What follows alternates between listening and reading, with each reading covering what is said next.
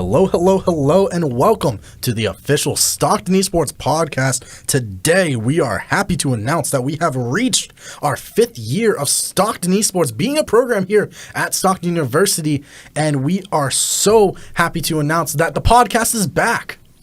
My name is Kevin Gualberti. I am one of the Stockton Esports managers, and today I am joined by the faculty advisor, Demetrios Roubos. We have our 2 program coordinators as well, Kyle Crane and Frank Causing. Demetrios, how are you doing today? I'm feeling great. First day of the semester, everybody's back on campus. Things are looking great. Feeling good. Can't complain. That's awesome to hear. And Kyle? Doing pretty good. First day of classes. Got lost on my way to class, and solid start to the semester. I mean, getting lost on the way to class is a great way to start the semester. But Frank, how are you doing? Oh, it's been a long summer. We've done a lot of planning, and I'm hearing about a lot of new students coming through the grapevine here. So I'm really excited to see what happens with our rosters this semester. I'm glad that you brought up this summer. Demetrios, me, you, and Frank, we were all here working very diligently to make sure everything was extremely well prepped for this upcoming year and semester. And Demetrios, please, what have we been working on this summer that they should be looking forward to? Yeah, it's an excellent question. Thank you, Kev. And I appreciate all the efforts of everybody, folks that were here, boots on the ground, also folks online as well. And essentially what we've got planned for you are a series of events. We're going to take you through a lot of those later in the podcast. But a lot of what we've been doing is planning for the events this upcoming semester. And one of the most fundamental changes that we've made to the program over the course of the last summer is implemented a new leadership strategy. So we're using this distributed aspirational leadership approach, which basically means that we empower leaders to do what they love, and as a result, they do it better. And with Kevin and Frank in particular over the summer, we've tasked Kevin with working on the events side and social media, and we've tasked Frank with re-architecting the competitive structure of the program. So I'm looking forward to hearing what you all have to say about your roles in this coming fall semester.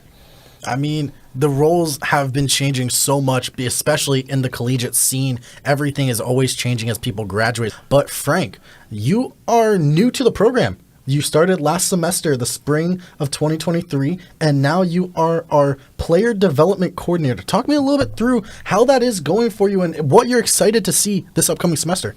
Yeah, so last semester I took a minor role in player development and coaching. With my experience in League of Legends, I chose to oversee the Riot divisions, which would have been League of Legends and Valorant, and just help those programs get to where they need to be. It ended up being a really huge success. A lot of teams and a lot of friendships were made. And so I decided we should bring this type of thing to every game. And that's why I'm in the position I'm in now. And so I've done a lot of talking to game managers. I want them to be more connected with us in terms of leadership. Something that I felt was lacking in the last semester was communication would be off. And so I'm here to make sure that all lines of communication are open. And we've even gone as far as to bring in more student leaders to be able to handle those lines of communication. That way it's not all on 1 or 2 people to make sure that every team is happy.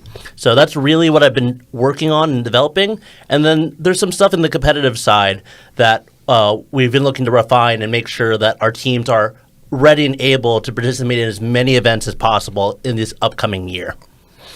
I mean, all of that sounds so amazing, and I am so excited to be working with you, and nonetheless, all of us here at Stockton Esports to bring everything to fruition, to bring everything to the new semester and new year, especially because this is our change year. This is everything that we are doing is going to be promoting welfare for Stockton Esports and also just changing the way that we go about things. Demetrios, we have a saying here now at Stockton Esports, be the spark. Please let me know a little bit more about that. You know, I think about a leader like Kyle, for example, who's had an interesting journey here with the program, right? And he's sort of our poster child for somebody who's grown through leadership at Stockton Esports, right? So, Kyle, you have sort of a remarkable journey. We've talked about this in the past, but if you don't mind, let's do a quick recap of your historical context here with the program. It all started when I came to, I believe it was Spring for Esports at the time, in the fall of 2020, not the fall, the spring of 2020.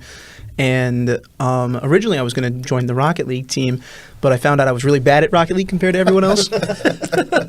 So then I got invited to the Discord server, and I hit the FIFA role, where the FIFA GM at the time, my GOAT Tim Halter, hit me up and asked if I wanted to play for Stockton for FIFA. I was like, sure. He signed me up for a league spot, and then that semester, our team, we won a trophy, not just one. We got first and second place that semester in ECAC. And afterwards, the next semester, I had a class where I had to do a sports journalism assignment. And I asked one of the people who used to be in the program, Alex Rodriguez, for an interview. I interviewed him. It went well. And then after, he asked me if I was a communications student, any experience with video editing. I said yes. He was like, want to be our intern? Then I was the video editing intern. Then on for video editing as a part-time job here. And then from there, I was the coordinator last semester. And then now we split that job up. And now I'm the student relations coordinator for that. Yeah, so in Kyle's time here at the program, he's taken on multiple roles with progressive responsibilities. And now for the final chapter in your time here at Stockton, you're really focused on building the community, right, and sort of turning it over to the next generation of student leaders that are going to grow and develop like you did. And I think it's important to note that your program, the communications program here at Stockton, was really supportive in the notion of you completing an internship with us. So that worked really well for us because you got academic credit for that experience, and we also got a really strong intern, a multifaceted intern that went on to then do more esports leadership, right? So your journey didn't end with the internship. In many ways, it sort of changed the trajectory of things, which I find kind of interesting. Yeah, I absolutely agree with that. I got to speak at a panel at Atlantic City High School last semester where I said the same thing to all those students out there. I was like, when I was in high school, I was in the film and TV program, and then I went on to be in esports and be a leader here. So you don't know what's going to happen, what's going to change. Everything can change so quickly, and then you can find what you really enjoy like that. Keep your options always open. Yeah, something I found really interesting, especially in the last couple of months, is that the huge range and diversity of the people that we're communicating with and talking to within the esports scene has changed so much since I started working in the industry 2015. You have so many talented individuals that just like bring so much to the table that, you know, esports is changing for the better here at Stockton, and with the program, it's only going to get better from there. And I'm so glad that you brought up diversity as well, because Stockton Esports, we always want to promote inclusion. We always want to promote diversity. And last semester, we had the pleasure of working with the CEO project, Demetrios. You were there helping. I want you to tell me a little bit more about our projects that we want to start working on this semester and this year, especially to promote this inclusivity and also diversity in esports. We have a lot of exciting stuff on the horizon. Every year we do a Halloween party called Monster Smash, and it's an opportunity for Stockton Esports to collaborate with other groups on campus. I can't talk too much about our strategic partnerships just yet, although it is worth noting that we've engaged with several partners on campus, and we're looking to develop sort of a Halloween extravaganza, if you will, that includes, as part of it, the traditional Monster Smash event that folks know and love. So that's something that's exciting. We have a new initiative on the horizon called Game On. We haven't quite done one of these yet, so this is going to be a brand new event for us. And the idea being that esports and the gaming community are pervasive, right? So the culture right now is such that people are somehow plugged into gaming culture, whether that be through esports or through viewing people online on Twitch. So given that, we want to tap into some of the communities that integrate with esports. So for example, the cosplay community, the anime community, other communities on campus, and we're looking at Game On as the opportunity to do that, right? So the event is tentatively scheduled right now for the Campus Center Theater. So it's going to give us a stage from which we can work. And I think that, you know, we can actually bring a performative aspect to esports gaming and gamer culture. And I think that event is going to be an exciting way for us to do that. I mean, bringing into events has always been something we have been striving for in the past 5 years, but also we want to start building and upping our production levels. And I think that's something that every Osprey should be looking out for is our events. We are upping literally every level that we possibly can. We are looking to just excel in so many different facets. And Kyle, we have sort of an updated version of our biggest event of the fall semester, Fall for Esports. Please run me through that. So Fall for Esports, what it normally was we'd have a PowerPoint, we'd talk about everything that was going on in the program, and it'd be a nice way to get people to be recruited for the teams. They could meet our players, meet the game managers. We had some fun events going on, like a Smash tournament. There was food and stuff. But this semester, a much more unique throw on it. We have Frank doing a DJ set. And we have a creator hub, which you know a lot more about that than me. So if you want to elaborate on that, go ahead. Well, I don't know if you've heard of a magical festival called DreamHack. Well, if you have, and if you've been to it, you would know there's something called the Creator Hub.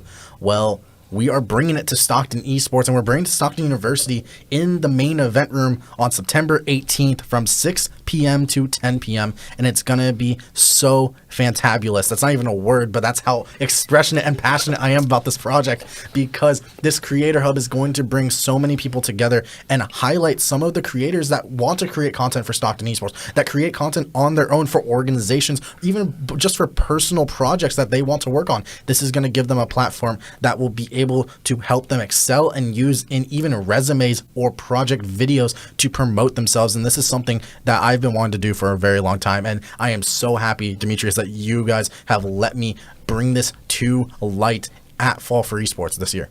Yeah, and I think it's so important to highlight the Creator Hub and its contribution, right? So it's multifaceted in the sense that the Creator Hub serves as an exposure point, right? So for people that don't know what it's like to stream, right? They don't necessarily know what the equipment looks like. They don't necessarily know how everything works together. But they see a lot of people on YouTube and Twitch, right? So with this Creator Hub, we are actually bringing the technological footprint to the main event room so that people can see how it's done, right? So creators can see how other creators create content. The other aspect of that is it is also a transferable skill, right? So if you learn how to do things like broadcast technology and streaming and that kind of stuff, those things are transferable into other fields like marketing and academia, education, research, right? There's a lot of ways that you can sort of reframe those skills. And I think it's those transferable skills that make the esports program so valuable. All of these things are also going to be leading on to future events that we have as well. And you may know them, you may not, but our two casters, Josh and Malik, they have stepped up to become and help us with event planning and talent management. And the events that they have, I am so happy we're running. Well, it's already been announced on our Twitch and also on our Twitter and Discord. But we have Minecraft Hunger Games coming real soon in October, so watch out for that one, especially with the new Hunger Games movie coming out. It's going to be a great time to play, especially for those Minecraft nostalgics that you want to collaborate with us on. Feel free, look into our Discord for that one. It's going to be great. But also, we are going to have a retro arcade night, all about Nintendo Switch, how they have their retro services for the N64, for all of that stuff. It's going to be great. But Frank, I want you to tell them about one thing in particular that we have not done before, but we just got, and we can finally announce it. The NACE partnership. Yes. We looked at the incredible opportunity for a couple of reasons. NACE offers some titles that our current partners do not, as well as the structure from NACE is something that they've been doing collegiate esports for, I believe, a decade now. And so we wanted to get involved with the system that they have where colleges are able to bring up points that they feel are important to the competition at large. And so we're going to be getting involved with that conversation as well. And so I think with joining NACE, we're going to see another evolution in the competitive scene here for Stockton Esports. And joining NACE, it's going to bring so many benefits and so many new opportunities for a bunch of players and either casual or leadership as well. And I am so excited that we are officially partnering with NACE. But I want to switch our focus a little bit to the competitive aspects. We just talked about NACE and how this is a new horizon that we can approach it. But with our competitive teams, we have a lot of rejoining players. We have a lot of new players coming up. And also, we have a couple new games. And Kyle, I think you're going to be excited to talk about this one. We all know that FIFA is no longer FIFA. It's so sad to say, but it's true. We now have EAFC 24. And Kyle, as the game manager, please let me know what is your prediction for this upcoming semester, as you're going to be playing in that as well. Yeah, I am coming back this semester as a player. Last semester I took a break, more focused on my work as the coordinator and as the president of my fraternity. But this semester I decided I needed to come back, and I'm going to come back big. I'm going for it all. I'm bringing home a trophy. Just you wait. Let's go. And also with our competitive aspects, we have brought 2 new members on. We have brought Jason Schwab and also Mike Klein to our competitive players and management as well. Demetrios, please let me know, what is Jason going to be working on?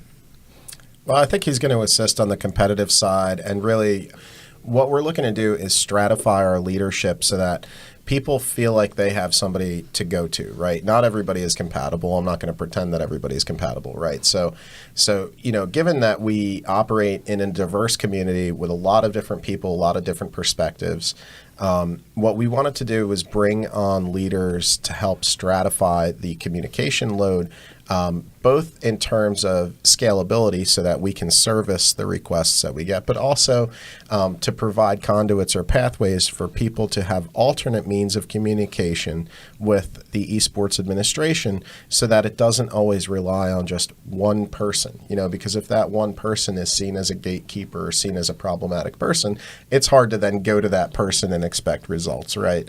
So this stratification of our structure allows for multiple paths, right? And I think that that's really the main takeaway with both of these new acquisitions. Obviously, they're going to be multifaceted individuals. They're ideally going to identify things that they aspire to do better at, and we'll help them along in those endeavors. But one of their focuses is going to be to help us increase communication. And Frank, you are working with Jason and Mike very closely this upcoming semester, as you will be training them. As I am so sad to say this, but you are a senior, meaning you will be graduating after this year. I am so disheartened because you have been one of my personal mentors as I've been growing up. Demetrios, Kyle, Frank, all 3 of you guys have been. But now you are going to be a mentor for 2 new people. You've worked with them before, but this semester is going to be a whole new light. Take me through the new initiative we have that we are combining games together, I believe, under the FPS division. Yes. Please, let me know a little bit more about that. So, last semester, I had taken Valorant and League of Legends. Now, other than them being underwrite games, there's no overlap there. So I was pretty lost in terms of what needs to be taken care of for Valorant. I had some ideas. I talked to some people within the scene that I still talk to. And, I kind of just winged it. But there were some issues that were lingering from the semester before when I joined that I needed to iron out before moving forward. And so Jason was integral in fixing those issues because he understood what the problem was.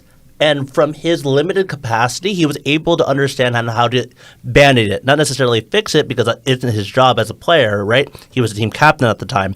But he understood how to band-aid it and get through the semester smooth sailing. And so this is the reason that I sought out Jason to hire, because when you're in that limited capacity and you make it work, that's a very impressive thing to do. It means you have a lot of foresight and intuition about, how to work with people, how to understand limits and stuff like that. So I brought on Jason for that, and the fact that he understands tactical shooters. So CSGO 2 has finally gone into open beta, thankfully. So we'll be seeing the competitive leagues for that one soon. And so I thought about it, And I was wondering what the future of esports is. And between Valorant's incredible rise to the top, like it is probably the most played game in the esports scene right now. I think Smash is still like above it, but one of the biggest. And then CS is coming back in a huge way. So many people are excited for it. I believe that the future is shooters, which is why I tasked Jason with the idea of putting all the shooters together and just being able to manage them. Because one, it's his wheelhouse. If we go back to the distributed leadership model, the aspirational leadership model, this is exactly where we want someone, right? We want someone to focus on their bread and butter. And so if he's able to, make all of that work together, he's going to be a great asset. And I'm going to be there supporting him every step of the way. And I am so glad that you will be there for him. As like I said earlier, you are such a great mentor. And I am so happy that you will be helping them progress through the scene, teach them more about leadership, help them develop their own style of leadership as well, which is something that all of us at Stockton Esports has been trying to do for so long. And we have succeeded on many, many accounts. Case in point, Mr. Kyle Crane over here. But something I do want to bring up is we have a new / returning player in one of our title games. We have one of the Rocket League players from our CRL national champions that got second place, technically, yes. I still consider them champions. They're champions in my heart. Global. Yeah, global. They're global champions in my heart. They're global champions in all of our hearts. It was a global second place. Let's not understate that here. That they got second at Worlds the year he was on the roster. That was the inaugural year of CRL Worlds as well. So that was like the first year they even hosted it, and Stockton came second place, which truly it's incredible. So like you alluded, Drip is coming back to Stockton, right? So Mr. Drip Drip's back. Let's go. Shout outs, Trey. Welcome back. Yeah. We're happy you're here, bro. Yeah. So just to officialize it here, John M. Top Cheese will in fact be the captain for the Rocket team. Brian, we miss you. Bussy, we miss you. What you did for the program here at Stockton, it really set us up for where we are now. So we can't thank you enough. And John is coming in to take your place. And then we also have Drip coming in. John and Drip, Top Cheese and Drip are very close. So we'll probably be seeing them on the same team together. But there's some interesting updates these past couple of days, so watch out. Maybe there might be 2 rosters going in the CRL. I mean, we have Northwood, we have St. Clair, we have WVU to be reckoned with in CRL, but now, once more, Stockton Esports, the Ospreys, coming back for vengeance. We didn't get the placing last year at CRL Worlds where we finished top 12. However, we are looking to rewrite the wrongs. We are looking to take back what Europe took from us last year. And with Trey coming back as well, it's going to be so fun to see how that's going to work out. But that's going to be it for us today on the podcast. Unfortunately, I would love to sit here and talk for another couple hours, but I want to go around the room real quick, starting with you, Demetrios. Is there any final words you want to say to the podcast and the people listening? Trey Batson. Kyle? Drip slams. My goat. Frank? Okay, I'm going to add a little bit more here. I'm proud to announce that in terms of NACE Premier, which is one of the top leagues, we are in fact sending our Super Smash Bros. Team to that. Andres, Acorn, that one guy Noah, Pokemon Master Nick. I wish you guys the best of luck here. I think it's going to be a great opportunity for you all, and I can't wait to see what you all do. Also, Keck, but the Eastern qualifiers have been announced as well. We will be attending that with several rosters, and just to give another teaser here, we might be sending a DEI roster if possible. That's Diversity and Inclusion Initiative. So watch out for that as well. Well, we have so many new things on the horizon. You're just going to have to wait and see, as this was the first episode of the returning Stockton Esports podcast. Make sure to follow us on Twitch, on our Instagram, our Twitter, anywhere on social media. It's at Stockton Esports. Make sure to follow us there. This is going to be posted, and I will be linking it in almost every place we have. So make sure you are following. For more information, join our Discord. We are always announcing new stuff. We are always announcing when you need to be around and what you need to pay attention to. But thank you guys so much for joining me today. That's going to be it. And thank you once more. Have a great rest of your day, guys. Peace. Follow the TikToks as well. Brand new TikToks. On God, follow. Osprey Hub.